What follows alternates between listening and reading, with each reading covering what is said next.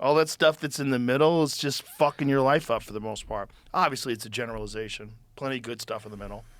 Yeah, and I think that there is But circumstances. Not everybody has the same budget and so forth, but I do believe that the reality of it is education is a big thing. You know, education for people about what to do with real food and how to handle it and so forth. And, you know, I remember home ec was a great class and when I was a sophomore in high school.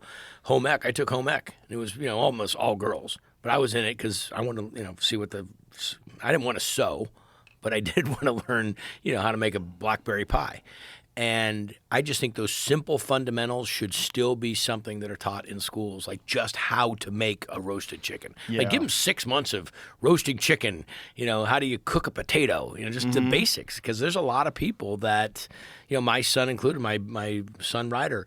You know, we did a crash course. I always made him cook with me in the kitchen, but it was usually begrudgingly. You know, he'd make things that he'd like to make pizza. Let's make pizza.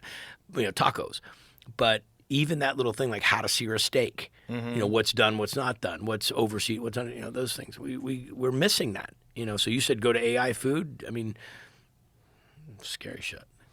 yeah, we've been bamboozled, you know, and corporations, you know, the same corporations that used to, well, still do own tobacco companies, bought out all these big processed food corporations.